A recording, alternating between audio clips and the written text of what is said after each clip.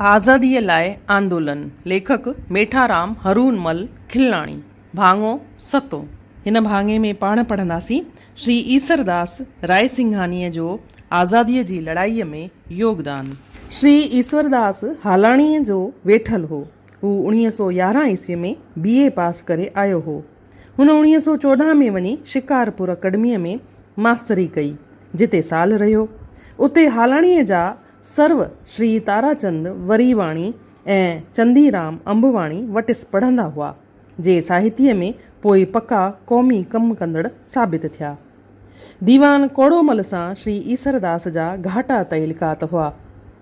हुन खेसि धिके भिरियनि में पंहिंजे अंग्रेजी स्कूल में आंदो। उते हू स्कूल जो हेडमास्टर थी रहियो।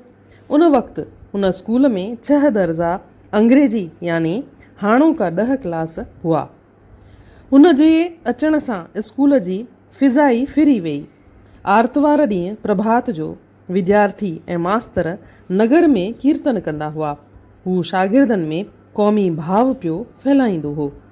सर्वश्री हरनामदास खिलनाणी, संतदास पुन्नूमल नौशहरे जो, हरीराम पारदासाणी, मयाराम मानसिंह, लेखराज ममटाणी, होतचंद सोनारो ऐं चरणदास वटिस पढ़िया ऐं चङा क़ौमी शेवक साबित थिया। श्री ईसरदास हिकु साहिती पंगती सुधारक मासिक पत्र कढंदो हो, जो चरणदास संभालींदो हो। होतचंद त 1918 ईस्वी जे इन्फ्लुएंज़ा जे वचड़ंदड़ बीमारीअ में गुज़ारे वियो।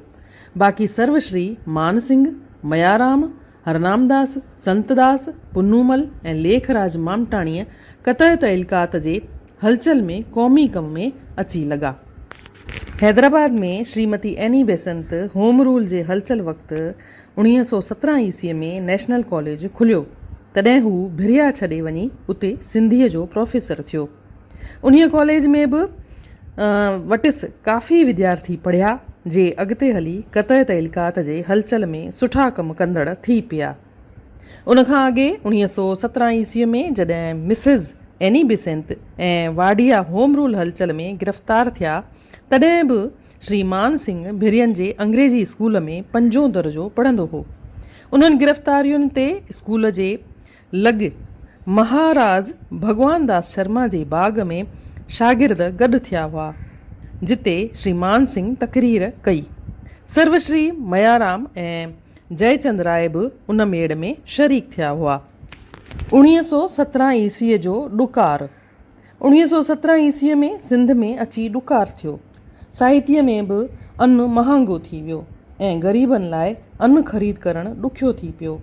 उन वक़्तु श्री ईसरदास ऐं सच्चानंद डॉक्टर चोइथराम जे मदद सां हैदराबाद मां पैसा इकट्ठा करे ईंदा हुआ ऐं हालाणी ऐं पसगीरदाईअ जे ॻोठनि में सस्ते अनाज जे दुकाननि ज़रिए ग़रीब माण्हुनि खे अन्न पहुचाईंदा हुआ। इन कम में स्वर्गवासी पहलाज राय वासवाणीअ खेनि पूरी मदद कई हुई। साॻे वक़्तु भिरियनि जे ॻोठ में सेठ हरचंदमल दयालदास वारनि जे ॻोठ सेठ साधूराम सस्ते अनाज जो दुकानु खोलियो। मां ॾिसंदो होसि त कंहिं महिल सेठ पाण बि टोयामय माण्हुनि खे अन्न ॾींदो हो। हू साहिबु श्री मयाराम क़ौमी शेवक जो चाचो हो ऐं क़ौमी ख़्यालनि जो हो।